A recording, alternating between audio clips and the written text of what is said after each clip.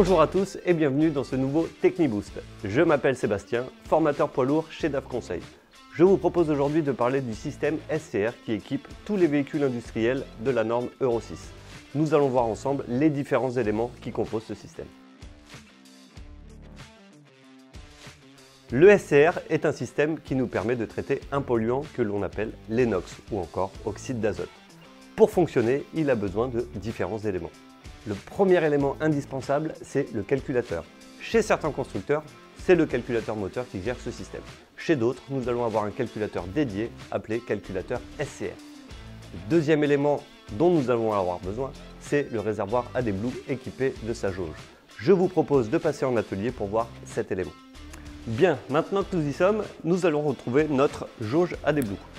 Sur ce modèle en exemple, on peut voir une jauge de niveau ici, ainsi qu'un capteur qualité ici. Troisième élément indispensable pour le bon fonctionnement du SCR, nous allons avoir besoin d'une pompe AdBlue. Ce système de pompe sert à aspirer l'AdBlue dans le réservoir pour pouvoir l'injecter dans le système. Ici, vous avez plusieurs modèles de pompes. Vous pouvez retrouver ce type de pompe sur les Mercedes et les Scania, ou ce modèle de pompe chez Iveco, ou encore ce dernier modèle chez Renault et Volvo.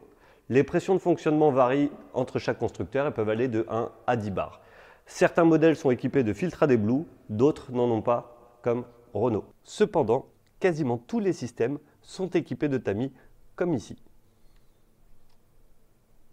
Quatrième élément, nous allons avoir besoin d'un système pour pulvériser l'AdBlue dans l'échappement. Il en existe actuellement deux types. Le premier modèle que l'on va appeler injecteur électronique. Vous pouvez retrouver ce modèle sur les systèmes Mercedes et Scania ou cette version que vous allez pouvoir retrouver chez Iveco. Le deuxième modèle, c'est ce que nous allons appeler des buses d'injection. Il existe aussi différents modèles en fonction des constructeurs. Celui-ci est monté chez Renault Volvo. Ce deuxième modèle est monté chez MAN. Le catalyseur SCR est composé d'éléments qui réagissent à l'ammoniac. Cette réaction nous permet de traiter un polluant, les NOx. Attention, l'ammoniac étant dangereux à manipuler, nous utilisons un produit de substitution, l'AdBlue. Il sera transformé dans une chambre de mélange en ammoniac afin de traiter les NOx ou oxyde d'azote. Lorsque le catalyseur SCR atteint les 200 degrés, le calculateur va commander la pompe afin de pulvériser la quantité nécessaire d'AdBlue dans les gaz d'échappement. Voyons maintenant les différentes étapes de transformation avec un schéma. Première réaction, la thermolyse. C'est une réaction chimique au cours de laquelle un élément est décomposé en plusieurs éléments sous l'effet de la chaleur. Lorsque l'AdBlue est pulvérisée dans les gaz d'échappement très chauds et à travers le mélangeur, l'eau se vaporise. Grâce à la chaleur des gaz, l'urée contenue dans l'AdBlue se décompose en deux produits, de l'ammoniac et de l'acide isocyanique. Deuxième réaction, l'hydrolyse. C'est le résultat d'une décomposition d'une liaison chimique par l'eau. Une réaction immédiate se produit lorsque l'acide isocyanique se trouve en contact avec la vapeur d'eau présente dans les gaz d'échappement. De l'ammoniac et du gaz carbonique se forment. Pour résumer, nous venons de voir qu'une première réaction chimique crée de l'ammoniac et de l'acide isocyanique.